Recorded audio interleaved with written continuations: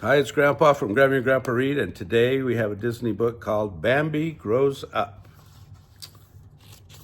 And it is a Random House of New York book. So here we go. Thumper the rabbit ran into the clearing. It's happened, he shouted. The new prince has been born.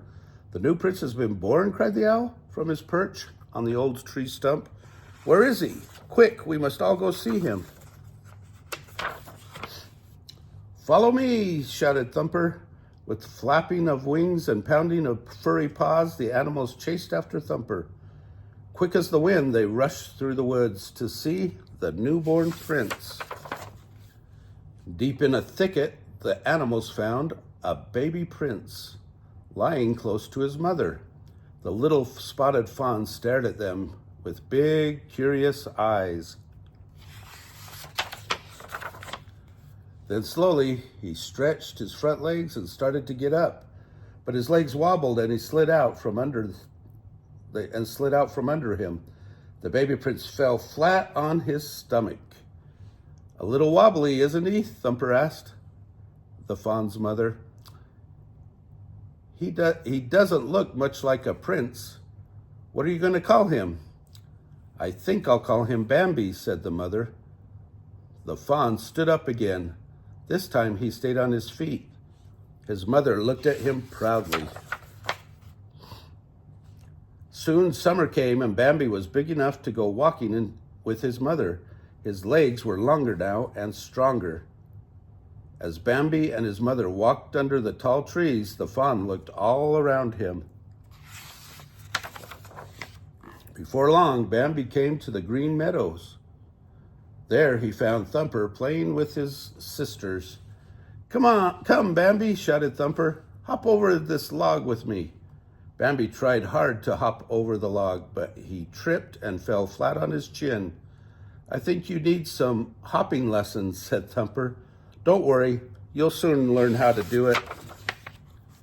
Thumper looked at Bambi to a field covered with flowers. Something black and white stuck its nose out from the midst of the blossoms. Is this flower too? Asked Bambi. A flower? I should say not, said Thumper. That's a skunk. You may call me Flower, said the little skunk as she climbed onto a rock. While they were talking, something with fluttering yellow wings landed on Bambi's tail. Look at that, said Bambi. What a beautiful bird. That's not a bird, said Thumper. It's a butterfly.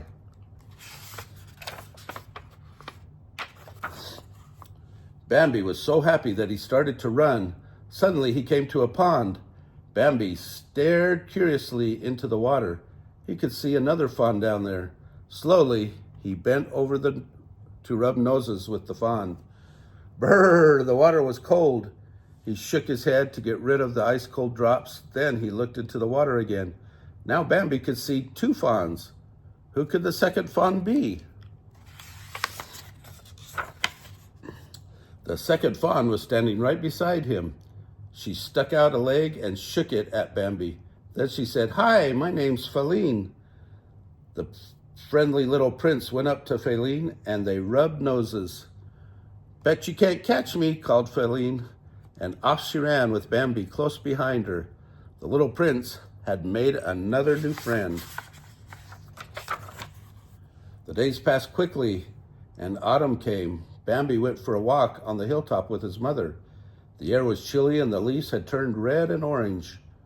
Winter is on its way, said Bambi's mother. Soon there will be no more leaves on the trees and the hunters will come. Then Bambi saw a strange, wonderful sight. Up on the highest mountain peak stood a great big stag. The stag had huge antlers that spread out from both sides of his head. He stood there staring at Bambi. Who is that? Asked Bambi, and why is he staring at me? He is your father, answered Bambi's mother.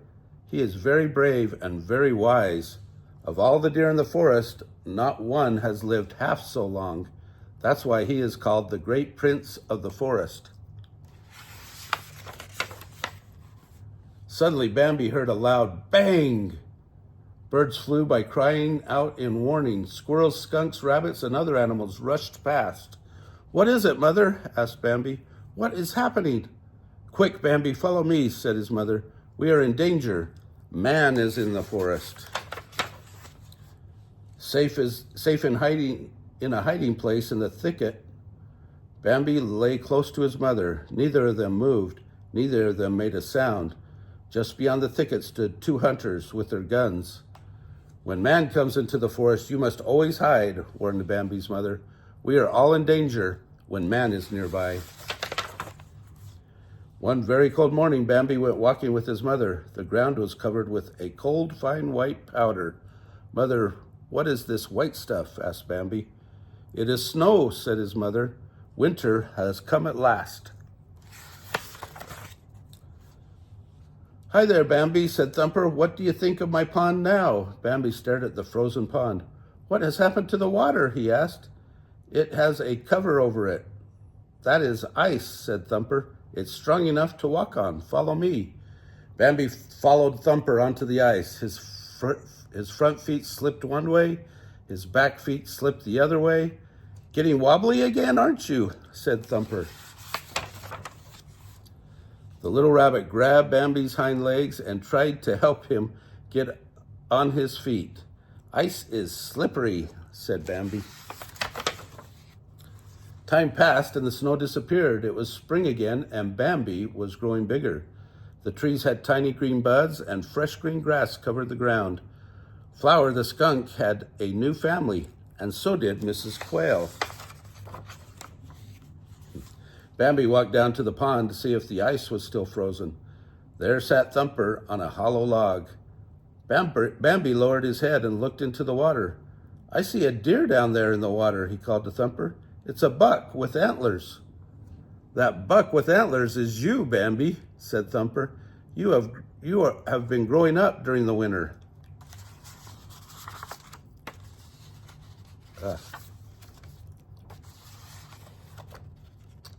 Sorry, got stuck. There we go.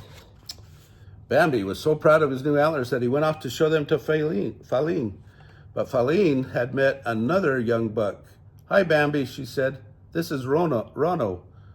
Bambi was furious. Why is this strange deer in his part of the forest? Then, without any warning, Rono lowered his horns and charged at Bambi. But Bambi stood up on his hind legs and struck at Rono with his hoofs. He pushed Rono down the bank into the pond. Then Bambi came back to Faline. Proudly, Bambi led Faline out into the meadow.